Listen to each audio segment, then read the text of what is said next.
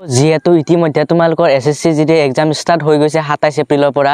এতিয়া মানে যিসকলে এক্সাম দিব যাবা বা যিসকলে আগত এক্সাম আছে এটা তেখেতসকলৰ মনত মানে বহুত কোৱেশ্চন আহি থাকে যে আমি SSC GD এক্সামত কেইটা কোৱেশ্চন এটেন্ড কৰিব পাৰিলে আমাৰ চাকৰি পোৱা ফিক্স বা ভাল এটা স্কোৰ কৰিব আমি এক্সামত পাৰিম আৰু নিজে ভাবা পোষ্টটো ল'ব পাৰিম তো আজি ভিডিঅ'ত মই এইখিনিয়ে কথা কম তাৰ আগত যদি চেনেলটো নতুন গাইছ সকলে সাবস্ক্ৰাইব আৰু ভিডিঅ'টো লাইক কৰা আৰু কমেন্ট কৰি কোৱাচোন কাৰ ড্ৰিম পোষ্ট কি হয় কাৰ মোৰ কিন্তু হেৰি BSF আৰু CRPF দুটাৰ ভিতৰত এটা পালে হ'ল আৰু কাৰ তোমালোকৰ ড্ৰিম পোষ্ট কি মোক কমেন্ট কৰি জনাব তো চাওক যেটো আমাৰ SSC GD এক্সাম হয় এইটো এক্সামটো হয় 80টা কোৱেশ্চন আৰু টোটাল 160 মাৰ্কৰ আৰু লগতে 60 মিনিট টাইম থাকে এতিয়া এই 60 মিনিট টাইমৰ ভিতৰতে তোমালোকে যেইটা কোৱেশ্চন এটেন্ড কৰিব পাৰা সেইটা কৰিব লাগিব তো চাওক ফাৰ্ষ্টতে মই কৈ দাও এইবাৰ সেভ স্কোৰ কিমান মান থাকিলে স্কোৰ থাকিলে তোমালোকৰ সেভত থাকিবা বা চাকৰি পোৱা ফিক্স তোমালোকৰ যদি 70 প্লাস থাকে মানে 75 তাৰ ওপৰত থাকিব লাগিব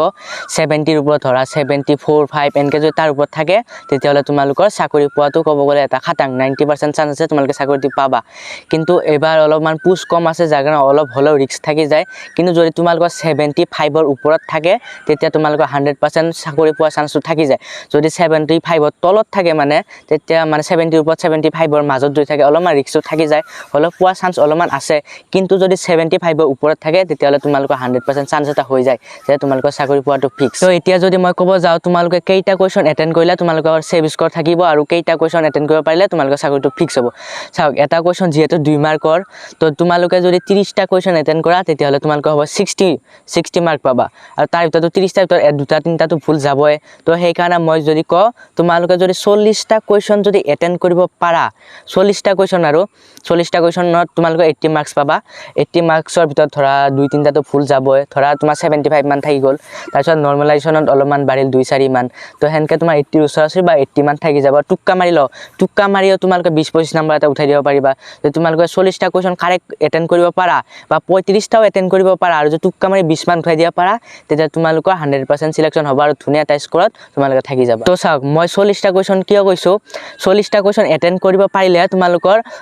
ভাল এটা স্কোৰ থাকিব কাৰণ তাৰে 40টাৰে কাৰেক্ট নহয় কেতিয়াও 40টা কোৱেশ্চন এটেন্ড কৰিলে কমসে কম 3টা 4টা বা 2-3টা হলেও ভুল যাবই তো হিচাপত তোমালোকৰ 75 মান মাৰ্কস থাকিব হা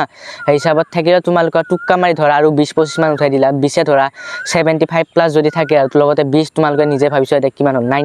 90 প্লাস হৈ গল স্কোৰ 95 তো তোমালোকে এটা ধুনীয়া সেভত আছা তো সেই কাৰণে তোমালোকে 40টা কোৱেশ্চন কাৰেক্ট এটেন্ড কৰিব পাৰা জানাগে তো তোমালোকৰ ধুনীয়াকে সিলেকশন হৈ যাব 35টা মান এটেন্ড কৰিব পাৰিলেও মানে কি 70 মাৰ্কৰ তোমাৰ কাটাই যাব যাই কিনে তোমাৰ 70 মান থাকিব 70 টুক্কা মাৰি 90 মান হলো মানে অলপমান ৰিস্ক থাকি যায় টুক্কা মাৰি যদি ইমানখিনি নুঠে যদি ভালদৰে তোমালোকে টুক্কা মাৰিব নাজানা এনে যে জদাই মানে জধে মধে যে টুক্কা মাৰি থয়া তেতিয়ালে তোমাৰ মাৰ্কস অবভিয়াসলি কম হৈ যাব তো হেতু মই কৈছো তোমালোকৰ যদি 40টা কাৰেক্ট কোৱেশ্চন এটেন্ড কৰিব পাৰা তেতিয়ালে তোমালোকৰ চাকৰি পোৱাৰ এটা পুৰা চান্স নহয় আৰু পাবাই আৰু তোমালোকে চাকৰি আৰু 35টা মান এটেন্ড কৰিলে কি হয় মানে ঠিকে হয় কিন্তু অলপ চলপ কাটা যায় 70 প্লাস থাকিব বা 70 মান থাকিব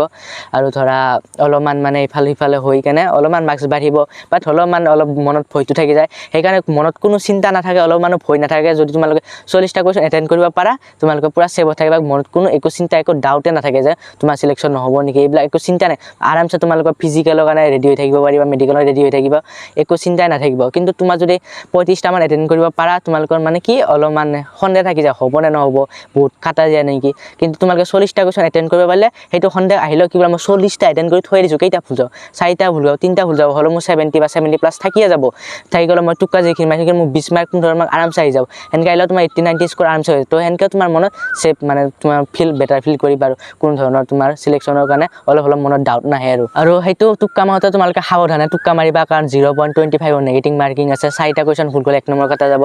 আৰু 8টা কোৱেশ্চন ভুল গলে এটা শুদ্ধ কোৱেশ্চনৰ মাৰ্ক কাটা যাব মানে 2 নম্বৰ কাটা যাব তো টুক্কা কেনকে মাৰিব লাগে মোৰ ভিডিঅত মই ধুনীয়াকৈ বুজাইছো সেই হিচাপত টুক্কা মাৰিলে তোমালোকে ভাল স্কোৰ এটা কৰিব পাৰা আৰু ধুনীয়া সেভ ৰেঞ্জত তোমালোকে থাকি যাব আৰু তোমালোকে মোৰ ভিডিঅত কিছুমানে কমেন্ট মাৰা যে এবাৰ কাট অফ 85 প্লাস যাব 90 যাব ইমান কাট অফ নাযায় তোমালোকে চিন্তা কৰিব একো নালাগে কাৰণ তোমালোকে বহুতে এইটো খুদা যে ভ্যাকেন্সি ইনক্ৰিজ হ'ব না নাই তো এইটোৰ ওপৰত মই ধুনীয়াকৈ ভিডিঅ বনাই দিম আৰু এইটো মন ৰাখিবা ভ্যাকেন্সি 100% ইনক্ৰিজ হ'ব কমসে কম 10-15 হাজাৰ ভ্যাকেন্সি ইনক্ৰিজ হ'ব আৰু 25,000 আছে ন তো যাই কেনে 35-40 হাজাৰলৈকে ভ্যাকেন্সি ইনক্ৰিজ হ'ব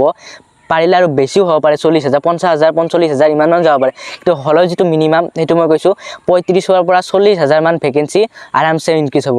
তো তোমালোকে একো চিন্তা কৰিব লগা নাই কাট অফ ইমান কেতিয়াও নাযায় 85+ to 80ও নাযায় কাট অফ তোমালোকৰ 75ৰ যদি ওপৰত মাৰ্কছ থাকে 70ৰ ওপৰত থাকিলে হৈ যায় কিন্তু ৰিস্ক থাকে কিন্তু হলৰ যদি 75ৰ ওপৰত তোমালোকৰ মাৰ্কছ থাকে তোমালোকৰ 100% সিলেকশ্যন হ'ব কোনো চিন্তা কৰিব লগা নাই তোমালোকে কোনো মনত একো ডাউটে নাৰাখিবা কাৰণ আগৰ কথাটো বেলেগ আছিল আগতে বাহিৰা কেণ্ডিডেট আহি অসমৰ হৈ ফিজিকেল বা এক্সাম দিছিল যাৰ কাৰণে নেকি আমাক অসমৰ কাট অফটো বহুত হাই গুচি গৈছিল কিন্তু এতিয়া নোৱাৰে সেইবিলাক তো চিন্তা কৰিব লগা একো নাই কাট অফ ইমান নাযায় তো তোমালোকে 75ৰ যদি ওপৰত থাকে আৰু তোমালোকে যদি মিনিমাম 40টা কুৱেশ্যন এটেণ্ড কৰিব পাৰা তোমালোকৰ সিলেকশ্যন 100% হ'ব কোনো ৰখাব নোৱাৰে আৰু টুক্কা মাৰি তোমালোকে ভাল এটা স্ক'ৰ আনিব পাৰিবা 20 মান আৰু বঢ়াব পাৰিবা লগতে নৰ্মেলাইজেশ্যনতো 4-5 নম্বৰ বা বেছিকৈ যদি মানে তোমাৰ একুৰেচি ভাল থাকে আৰু শ্বিফ্টটো যদি নৰ্মেল থাকে বা অলপমান হাৰ্ড থাকে তেতিয়া অলপমান বেছি স্ক'ৰ পায় 8 10 12 20 মানলৈকেও বাঢ়া দেখা যায় তো তোমালোকে একো চিন্তা কৰিব লগা নাই ইমান কাট অফ হাই নাযায় তোমালোকৰ কাট অফ 70 মানে 70 ওপৰত থাকিব কিন্তু 75+ বা তাৰ ওপৰত যোৱাটো বহুত কমে চান্স আছে 75ৰ ওপৰত যোৱাটো 75ৰ তলতে থাকিব লাগে